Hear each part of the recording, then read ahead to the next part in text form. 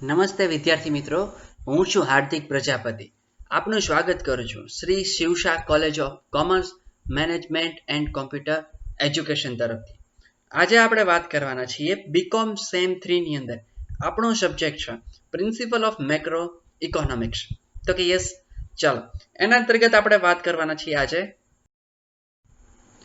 ચાલો, તો આપણે છે એ પ્રીવિયસ વિડીયોની અંદર આપણે ચર્ચા કરી હતી તો કે વોટ ઇઝ બેન્કર, તો કે યસ, અને એના જ અંતર્ગત છે આપણે what is banking system, sorry what is banker નહીં પણ વોટ ઇઝ બેન્કિંગ સિસ્ટમ છે અને what is banking system in India એની આપણે થોડીક ચર્ચા કરી હતી અને એનું જે ઓરિજિન ઓફ છે બેન્કિંગ એની આપણે થોડીક ચર્ચા કરી હતી.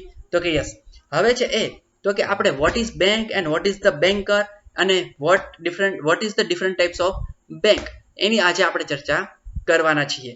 તો આપણે પ્રીવિયસ વિડીયોની અંદર બહુ બેઝિકથી સ્ટાર્ટ કર્યું હતું, જે ટ્રેડર્સ છે એ કઈ રીતના વર્ક કરે છે, પછી જે મની લેન્ડર્સ છે એ કઈ રીતના વર્ક કરે છે, અને એના પછી તો કે આપણા જે ગોલ્ડ સ્મિથ છે એ ત્રણ અલગ અલગ જે એંગલ છે એ કઈ રીતના વર્ક કરે છે બેંકને સાથે.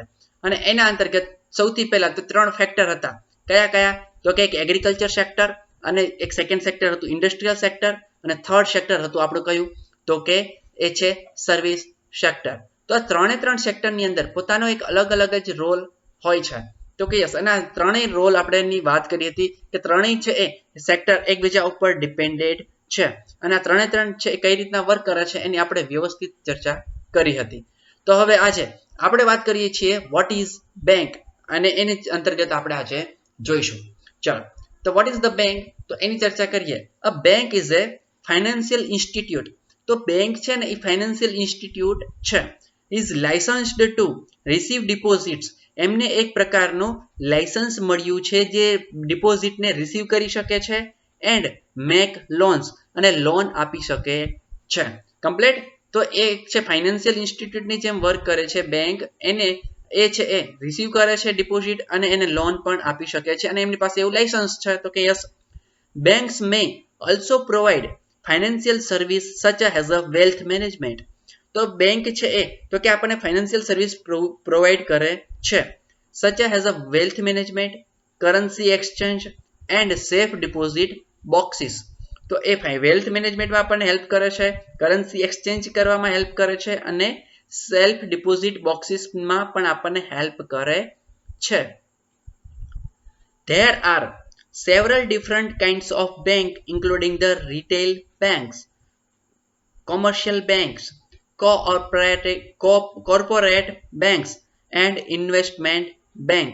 તો કે યસ, ત્યાં આપણે છે એ ઘણી બધી આપણી સિસ્ટમ છે અત્યારે બેંકની અંદર. તો કે ડિફરન્ટ કાઇન્ડ ઓફ બેંક, તો કે એક છે એક રિટેલ બેંક છે, એક છે કમર્શિયલ બેંક હોય છે, એક કોર્પોરેટ બેંક હોય છે, અને એક ઇન્વેસ્ટમેન્ટ બેંક હોય છે. તો આવી જે ડિફરન્ટ ટાઈપની બેંકો પણ હોય છે.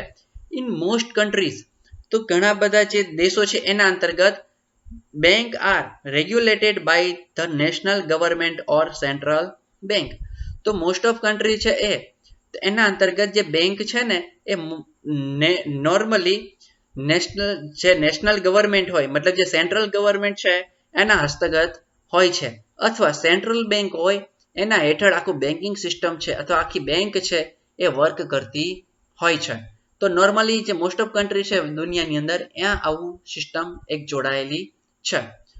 નેક્સ્ટ વાત કરીએ આપણે આગળ. તો આ છે બેંકની ડેફિનેશન છે. બેંકની ડેફિનેશન યાદ રાખવાની છે કેમ કે એક્ઝામની અંદર આ બહુ જ ક્વેશ્ચનમાં પૂછાય છે, અને આપણે આ છે એ ડેફિનેશન તો બધે લખવાની થશે જ. A bank is a financial institute licensed to receive deposit and make loans. તો કે યસ, આટલું જ યાદ રાખવાનું છે. એના અંતર્ગત છે એ તો કે આ ડિફરન્ટ ટાઈપના પોઈન્ટ્સ છે એ પણ યાદ રાખવાના છે, અને એને એક્ઝામની અંદર લખવાના હોય છે. સમજાય? એટલા માટે આ યાદ રાખવું જરૂરી છે, અને બહુ બેઝિકથી સમજવાનું છે. તો કે યસ, ચલો નેક્સ્ટ વાત કરીએ આપણે. મિનિંગ ઓફ, સોરી અહીંયા સ્પેલિંગ મિસ્ટેક છે, તો એની અંતર્ગત અહીંયા મેઇન ટાઇટલ છે મિનિંગ ઓફ બેન્કર. ચલો, તો બેન્કરનો મિનિંગ શું થાય છે, મતલબ વોટ ઇઝ ધ બેન્કર એવું આપણે કહી શકીએ. તો બેન્કર કોણ હોય છે અથવા શું છે, તો એની ચર્ચા કરીએ. Banker and customer. તો બેન્કર અને કસ્ટમરની વાત કરીએ તો there is no statutory definition of the term banker and customer. તો એની માટે એક સ્ટેટ્યુટરી છે એ ટર્મ બની છે ખાલી બેન્કર અને કસ્ટમર. તો એની માટે કોઈ પ્રોપર ડેફિનેશન છે નહીં, પણ એક બેન્કર માટે વાત કરીએ તો એ કહી શકાય the business of A banker in ordinary consist in receiving money from or account of a customer and repaying the same on demand. Banker એને કહેવાય જે કસ્ટમર જોડેથી શું કરશે, બેંક છે સોરી કસ્ટમર જોડેથી મની છે એને શું કરશે, રિસીવ કરે છે અને ઇન એકાઉન્ટ ઓફ અને ની બદલે કસ્ટમર ને શું કરે છે, રીપેઇંગ ધ સેમ ડિમાન્ડ. એ છે ડિમાન્ડ મતલબ જે રિસીવ કરી છે મની એટલી જ છે એ મની એને રિટર્ન કરી શકે. તો આ જે છે પર્સન એને કહેવાય બેન્કર. તો કે યસ આપણે એડવર્ટાઇઝમેન્ટની અંદર અને મૂવીની અંદર આપણે એવો વર્ડ સાંભળીએ છીએ કે એ બેન્કર. તો આ બેન્કર છે એ આ જ વસ્તુ છે. મતલબ અહીંયા આપણે એવી રીતના કરી શકીએ કે જે એકાઉન્ટન્ટ છે, જે બેંકની અંદર જે ક્લર્ક છે એ અને જે પીઓ છે આ બધા છે એ કઈ રીતના કાઉન્ટ કરી શકીએ એને, તો કે આપણે બેન્કર તરીકે ઓળખાવી શકીએ. સમજાય? તો વોટ ઇઝ બેંક અને વોટ ઇઝ બેન્કર આ બંને છે એ ખ્યાલ રાખવાના છે, માઇન્ડની અંદર ક્લેરિફિકેશન એનું રાખવાનું છે. તો કે યસ ચલો નેક્સ્ટ વાત કરીએ આપણે આગળ. ચલો હવે ડિફરન્ટ ટાઈપની બેંક હોય છે, આપણે જેના ટાઇટલ યાદ રાખવાના છે અને જાણવા જરૂરી છે. તો કે કયા કયા પ્રકારની આપણે બેન્કિંગ અત્યારે સિસ્ટમ ચાલુ છે ઇન્ડિયાની અંદર. તો એની વાત કરીએ પબ્લિક સેક્ટર બેંક. તો કે યસ જે નેશનલાઇઝ્ડ બેંકો છે, સમજાય પબ્લિક સેક્ટર બેંકો કઈ છે અને જે નેશનલાઇઝ છે તો એની વાત કરીએ તો કે મતલબ સર્વ માન્ય છે, જે રાષ્ટ્રીય માન્યતા પ્રાપ્ત છે એ બેંકોની વાત કરીએ તો બેંક ઓફ બરોડા જેને આપણે બીઓબી કહીએ છીએ શોર્ટની અંદર, તો એ પણ સેન્ટ્રલાઇઝ્ડ જે છે નેશનલાઇઝ્ડ અને પબ્લિક સેક્ટરની અંતર્ગત કામ કરે છે. બેંક ઓફ ઇન્ડિયા, પછી નેક્સ્ટ છે Andhra Bank, Union Bank of India જેને આપણે યુબીઓઆઈ તરીકે અથવા યુબીઆઈ તરીકે ઓળખીએ છીએ. Bank of Maharashtra, Corporation Bank, Indian Overseas Bank IOB તરીકે આપણે એને ઓળખીએ છીએ. ઓરિએન્ટલ બેંક ઓફ કોમર્સ જેને આપણે ઓબીસી કહીએ છીએ. Indian bank, Punjab national bank, syndicate bank and UCO bank. તો આવી જે બધી બેંકો છે એ બધી બેંક છે કઈ રીતના વર્ક કરે છે, તો કે એક પબ્લિક સેક્ટર બેંક છે જે નેશનલ લેવલે કામ કરે છે. અને આની બ્રાન્ચો મતલબ નેશનલ લેવલે એટલે શું, નેશનલાઇઝ્ડ બેંક એટલે શું, તો આની જે બ્રાન્ચીસ છે એ કોઈ પણ રાજ્યની અંદર તમને જોવા મળશે. એટલે કે આ છે એ તો કે નેશનલાઇઝ્ડ પબ્લિક સેક્ટર બેંકો છે અને એ જાણવી આપણી માટે જરૂરી છે. મતલબ આવી રીતના આ છે હજી આપણે પબ્લિક સેક્ટર બેંક છે એના ડીપલી અભ્યાસ કરવાનો છે, પણ અહીંયા ખાલી એક તમને એક ઓવરવ્યૂ આપ્યું છે કે આવા પ્રકારની બેંકો છે એને પબ્લિક સેક્ટર બેંકો કહેવાય. અને એને હવે આપણે ડીપલી પણ આગળ નેક્સ્ટ ટોપિકની અંદર એને વાત કરવાની છે. સમજાય? ચલો નેક્સ્ટ વાત કરીએ આપણે તો કે public sector bank, private bank. હવે જો તો ઓલી પબ્લિક સેક્ટર બેંક હતી એ પણ કેવી હતી, નેશનલાઇઝ્ડ બેંક. તો કે યસ એટલે શું, તો કે એને ગવર્મેન્ટ ચલાવતી હતી. સમજાય? તો કે યસ અને હવે છે એ પબ્લિક સેક્ટર મતલબ પબ્લિક માટે જ કામ કરે છે, પણ એ બેંકો જે પ્રાઇવેટ છે. ક્લિયર? ઓલી છે ગવર્મેન્ટ ચલાવે છે અને હવે જે આ બેંકનું લિસ્ટ છે એ કોણ છે, પ્રાઇવેટ બેંકનું, જે પબ્લિક સેક્ટર બેંક જ છે. તો કે યસ અને આ છે બધા જ રાજ્યની અંદર હશે, પણ આનું જે ટોટલી પાવર હશે એ કોના હાથમાં હશે, તો પ્રાઇવેટ સેક્ટરના હાથમાં. કમ્પ્લીટ? ચલો તો એની વાત કરીએ list of private bank in India. તો જે ગવર્મેન્ટ સંચાલિત બેંકો છે એ બધી આપણે આગળ વાત કરીએ અને હવે જે છે પ્રાઇવેટની અંદર પબ્લિક સેક્ટર બેંકો કઈ છે તો એની વાત કરીએ તો એક્સિસ બેંક. આ બધાય આપણે સાંભળ્યું છે, આપણી આજુબાજુ બ્રાન્ચ ક્યાંય હોય જ છે. Bank of Rajasthan, Bharat Overseas Bank, Catholic Syrian Bank, Centurion Bank of Punjab, City Union Bank, Development Credit Bank, Dhanlaxmi Bank. આ ધનલક્ષ્મી છે એ તમે નામ સાંભળ્યું હશે, અક્ષય કુમારની એડ આવે છે ટીવીની અંદર, તો એ છે એ Dhanlaxmi Bank. Federal Bank, Ganesh Bank of Kurundwad, HDFC Bank, ICICI Bank, Yes Bank, Ind Bank, IndusInd Bank, IGN Vysya Bank, Jammu and Kashmir Bank, Karnataka Bank Limited, Karur Vysya Bank, Kotak Mahindra Bank, Lakshmi Vilas Bank, Nainital Bank, Ratnakar Bank, SBI, South Indian Bank and Tamil Nadu Mercantile Bank Limited. તો આ જે બેંકો છે આ બધા જ છે એ રાજ્યની અંદર આની બધા જ સિટીની અંદર શું હોય છે આની બ્રાન્ચીસ હોય છે. પણ અહીંયા તો કે આનું ઓવરઓલ જે છે એ પાવર ઓથોરિટી છે એ કોના પાસે હશે તો પ્રાઇવેટ સેક્ટર જોડે હશે. સમજાય? એટલા માટે છે આ પબ્લિક સેક્ટર બેંક છે ખરી પણ એ કયા એંગલથી પ્રાઇવેટ જે સેક્ટર છે એના એંગલથી. સમજાય? તો આના જે હસ્તગત હશે કોના તો પ્રાઇવેટ જે છે સેક્ટર એના અંતર્ગત હશે. જ્યારે આગળની બેંકોની વાત કરીએ એ બધી બેંકો છે કોના હસ્તગત હશે તો છે એ ગવર્મેન્ટ હસ્તગત હશે. કમ્પ્લીટ. ચલો નેક્સ્ટ વાત કરીએ આપણે નંબર 3 ઉપર. તો કે યશ ચલો નંબર 3 ની વાત કરીએ ફોરેન બેંક. તો મતલબ ઇન્ડિયાની અંદર હોય છે જે ફોરેનની બેંક છે જે ઇન્ડિયાની અંદર પોતાની બ્રાન્ચ છે એને ઓપન કરેલી છે. તો આવી કઈ કઈ બેંકો છે એની વાત આપણે કરીએ કે જે આપણે અમુક બેંકો છે આઈસીઆઈસીઆઈ બેંક તો આ ઇન્ટરનેશનલ બેંક છે. સમજાય? આપણે આઈસીઆઈસીઆઈ બેંક છે ઇન્ટરનેશનલ બેંક છે જે તમે અમેરિકા ફ્રાન્સ જાપાન ચાઇના એની અંતર્ગત પણ એની બ્રાન્ચો જોવા મળે છે કેમ કે ઇન્ટરનેશનલ બેંક છે. તો એવી જ રીતના જે વિદેશની બેંકો છે આપણે અહીંયા કઈ રીતના વર્ક છે અને એનું લિસ્ટ કયું છે તો એની આપણે વાત કરીએ. મતલબ આ છે બેઝિક લીધું છે હો ભાઈ. તો આ છે ને આ ખાલી બેઝિક્સ છે. તો આવી રીતના બેંક વર્ક કરે છે મતલબ આવી બેંકો હોય છે. પણ હવે આને ડીપમાં આપણે નેક્સ્ટ વિડીયોની અંદર અભ્યાસ કરવાનો છે કે વર્ક કઈ રીતના કરે છે. ચલો વાત કરીએ આપણે એબીએન એમરો બેંક જે વિદેશની છે અને ભારતની અંદર બેંકો છે એની વાત કરીએ. ચલો સેકન્ડ છે Abu Dhabi Commercial Bank, Bank of Ceylon, BNP Paribas Bank, Citi Bank. Citi Bank તો નામ સાંભળ્યું છે આપણે બધાએ અને આપણે બ્રાન્ચો પણ એની જોઈ છે. China Trust Commercial Bank, Deutsche Bank, HSBC તો એચએસબીસી પણ આપણે નામ સાંભળ્યું છે. પછી JP Morgan Chase Bank, Standard Chartered Bank, Scotia Bank and Taib Bank. તો આ બધી છે ટેઇબ બેંક.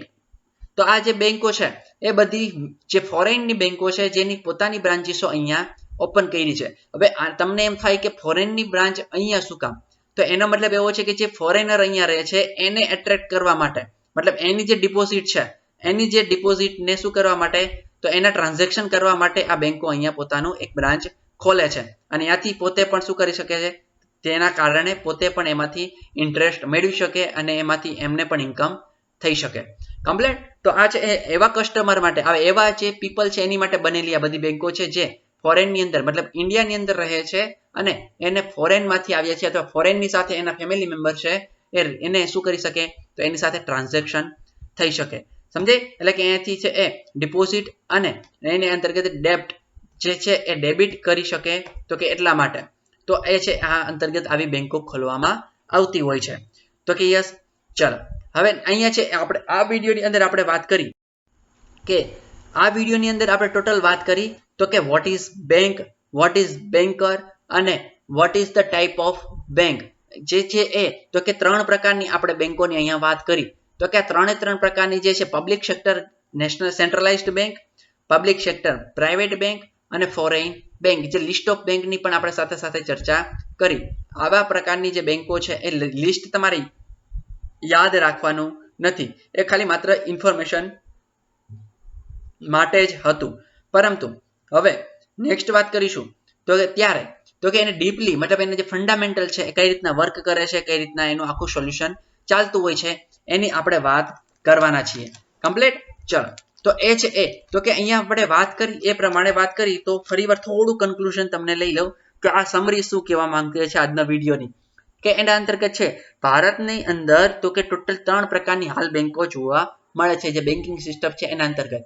એક છે એ જે પબ્લિક સેક્ટર બેંક છે જે સેન્ટ્રલાઇઝ્ડ ગવર્મેન્ટ અથવા નેશનલાઇઝ્ડ ગવર્મેન્ટ દ્વારા એનું શું ચાલતું હોય છે તો એની ઓથોરિટી હોય છે મતલબ લાઈક આરબીઆઈ અને ઇન્ડિયન ગવર્મેન્ટ જે રૂલ્ડ ગવર્મેન્ટ હોય જે મતલબ અત્યારે કરન્ટલી પોઝિશન ઉપર હોય છે એ ગવર્મેન્ટના હાથમાં શું હોય છે આખું બેન્કિંગ સેક્ટર અથવા તો કે આરબીઆઈ મતલબ સેન્ટ્રલ બેંકો છે એના હાથમાં આપણે અહીંયા છે એ આરબીઆઈ હસ્તગત છે આપણું બેન્કિંગ સિસ્ટમ છે તે અને કોઈ બીજી કન્ટ્રીની અંદર તો કે છે એ ડાયરેક્ટ છે એ ગવર્મેન્ટના હસ્તગત એનું આખું શું હોય છે તો કે ઓથોરિટી હોય છે. તો કે યસ અને આ જ રીઝનના કારણે છે એને શું કરવામાં આવે છે તો કે ગવર્મેન્ટને નેશનલાઇઝ્ડ અને પ્રાઇવેટ સેક્ટરની અંદર ડિવાઈડ કરવામાં આવતી હોય છે.